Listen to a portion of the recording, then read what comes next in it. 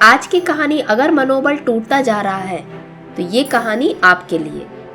एक बहुत बड़े साम्राज्य के एक राजा का एक विशालकाय हाथी था जो युद्ध कला में सबसे आगे था। राजा जब भी युद्ध करने जाते तो उसी पर सवार होकर जाते। सेना के सबसे आगे चलने वाला वो हाथी था। जैसे ही वो युद्ध भूमि में हुंकार भरता था, आधे से ज्यादा लोग तो डर कर ही भाग जाते थे। उस हाथी ने कितने युद्धों में उस राजा को जिताया था। समय चक्र के अनुसार अब वो हाथी बूढ़ा होने लगा था। उसकी चमड़ी नीचे गिरने लगी थी। युवा अवस्था वाला जो पराक्रम था उसके अंदर अब वो नहीं रहा था। अब वो केवल हाथीशाला की एक शोभा मात्र बनकर रह गया था। पहले जहां उसकी सेवा में बहुत सारे सेवक लगे रहते थे, बहुत सारा भोजन उसको खाने के लिए मिलता था, उस सब में कमी हो गई। अब वो बूढ़ा हो चुका था। भोजन पानी की व्यवस्था उसके लिए उतने अच्छे से नहीं की जाती थी।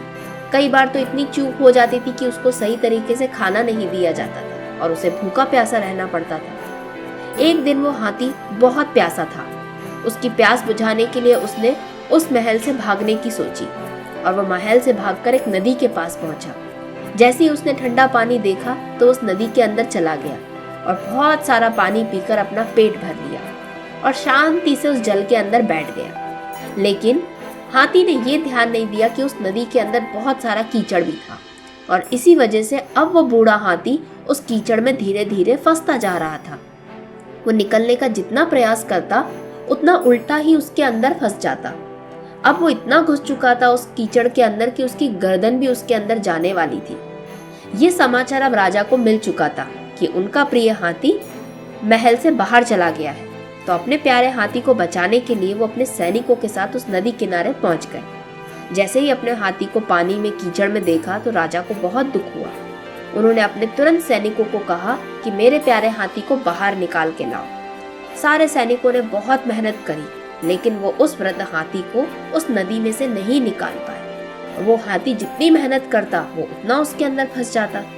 आखिरकार सबने हार मान ली और सबको यही लगा कि अब वो हाथी पानी के अंदर मिट्टी के अंदर धंस जाएगा और मर जाएगा क्योंकि वो बूढ़ा हो चुका है। अब उसमें इतनी ताकत बची। राजा की इतनी बड़ी सेना में एक बहुत चतुर सैनिक था जो राजा के पास जाकर बोलता है, महाराज अगर आपकी आज्ञा हो तो मेरे पास एक तरकीब है इस हाथी को बाहर निकालने की। तो राजा ने कहा, जो तरकीब लगाना है तुम लगाओ, लेकिन अगर मेरे हाथी को निकाल सकते हो तो निकाल दो। तो उस सैनिक ने राजा से कहा कि राजा, हम सभी को एक नाटक करना होगा हाथी के सामने कि हम एक लड़ाई लड़ने जा रहे हैं फिर से। आपको वही वस्त्र पहनने होंगे जो आप लड़ाई करने जाते हैं तब पहनते हैं और सारे सैनिकों को भी तैयार होना पड़ेगा।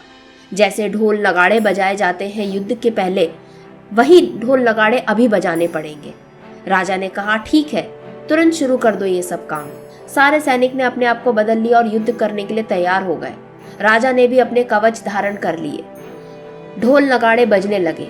ये सारा दृश्य देखकर और ये सारी ध्वनियों को सुनकर उस बूढ़े हाथी को यौवन काल का जोश आ गया। अब वो हाथी क्रोध से कांपने लगा, जोर जोर से पानी के अंदर चिंगाड़ने लगा और जितने भी सैनिक सामने खड़े थे उनको शत्रु समझकर उन पर आक्रमण करने के लिए पूरी शक्ति के साथ टूट पड़ा। इस आक्रमण मुद्रा में न जाने कहां से उसमें इतनी ताकत आ गई कि वो अपने आप को जो गर्दन तक कीचड़ में फंसा था वहां से बाहर निकाल लाया। नदी के तट पर आ खड़ा हुआ। इस युक्ति से सभी ने बड़ी प्रशंसा करी उस सैनिक की। बूढ़ी हालत में हो जाने के बाद भी उस हाथी में इतना बल था कि वो अपने आप को खुद बाहर निकाल के आ गया। और ऐसी चतुराई के लिए राजा ने उस सैनिक को बहुत सारे उपहार दिए, बहुत सारे पुरस्कार दिए। और यही आज की जो कहानी है गौतम बुद्ध ने अपने शिष्यों को सुनाई थी और कहा था कि संसार में मनोबल ही सबसे आगे है। उसकी सहायता से हम हर असंभव काम को कर सकते हैं। दुर्बल, साधन रहित और आपत्तिग्रस्त भी मनोबल के सहारे ऐसे काम कर जाते हैं जो वो कभी सपने में नहीं सोच सकते। इसीलिए हमें अपने जीवन में अपने मनोबल के साथ सामने वाले का मनोबल को भी बढ़ाना चाहिए, क्योंकि हमें नहीं पता कब किसके जीवन में ऐसा मोड़ आ जाए जहां पर वो अपने मनोबल की शक्ति से कुछ ऐसा कर दिखाए जो हम कभी सपने में नहीं सोच सकते। आशा करती हूँ आज की कहानी आपको पसंद आई होगी। अगर पसंद आई है तो इस वीडियो को एक लाइक जरूर करें।